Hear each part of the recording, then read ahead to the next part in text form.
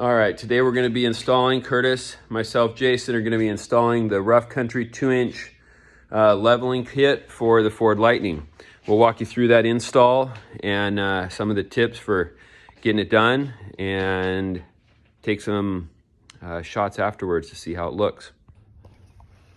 All right, so before we started the install, we wanted to measure the ride height. So we're just under, say, 36 3/4 on the driver's side. Let's go around to the passenger and see what it measures.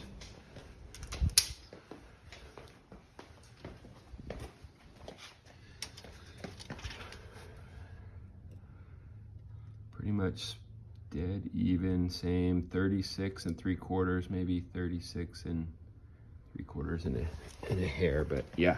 Okay, we'll see what we end up with after we're done.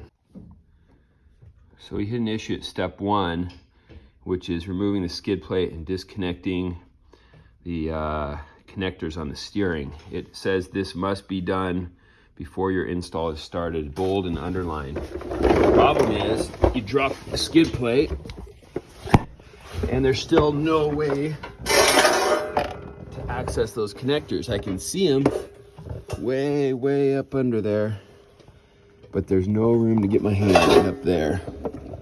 So that step's not happening. It says to remove the carpet. That doesn't help either because you can't get through from that side either. So the skid plate's going back on, and we'll let you know what happens if you skip that step. All right, so we just took off the front steering control arm with a 21 millimeter deep. Just tapped on it right here. It popped up. Now we're gonna remove the upper control arm. It's an 18 millimeter deep, and then why don't you give that guy a whack there and see if she'll free up. We'll be safe To not have it drop way down. In case.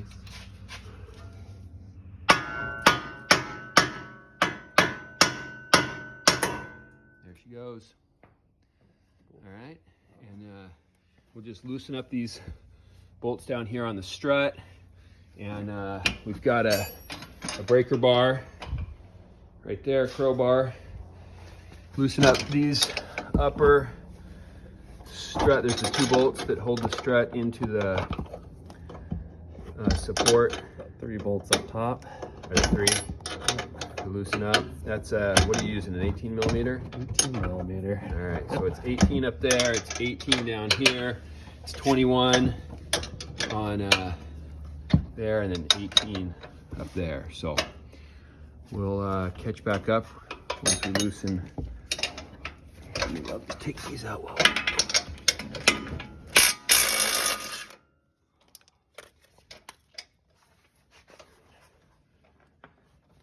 remember your safety. We got jack stands plus a jack there in case something goes wrong.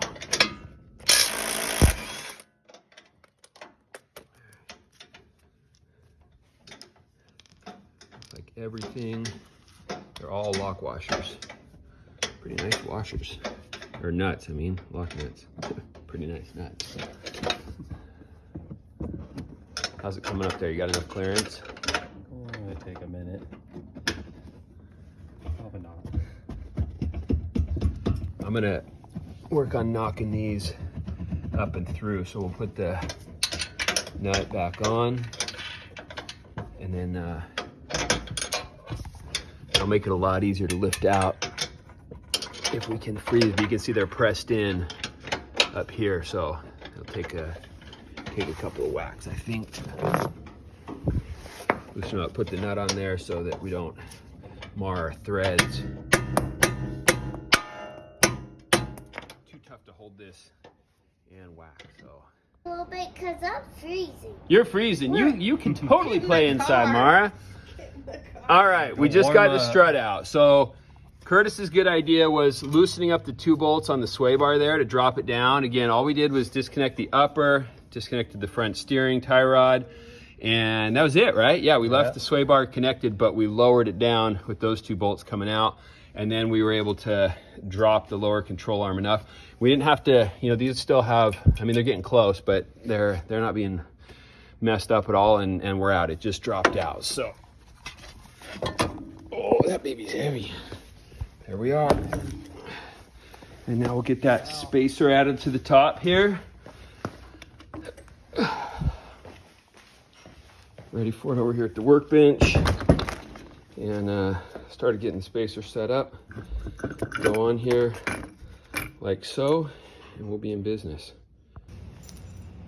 All right, now we got the spacer set on here. This actually will only line up one direction. So you look at the instructions, you look at the side that says A out, you can see this side says B out, and then you set it up according to the guide there. So we're in the lower hole there on the left, we're in the lower hole there on the right, and the lower hole up above with A out facing this way. And like I say, these can only orient one way, so that makes that decision easy. Then it wants a regular washer and a lock nut to secure the spacer onto the strut.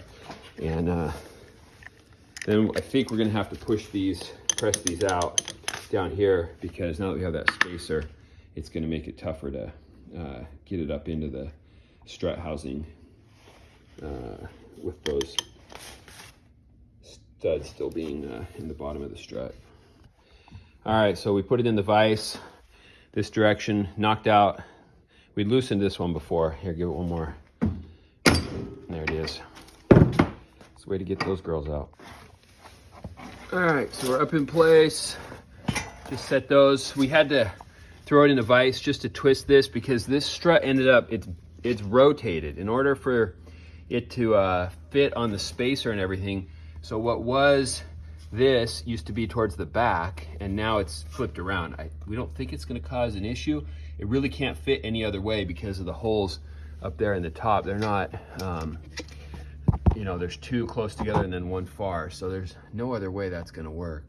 But yeah, we had to rotate the strut around, and that meant that to get these through, we had to twist inside the bushing to get them to line up there in the vise. And now we're just bolting everything up. We've got the jack under the lower arm, and I'll raise it up so that Curtis can get that upper bolt in. All right, just tighten up the top of the... One interesting thing is, you remember it said that we need to disconnect the steering.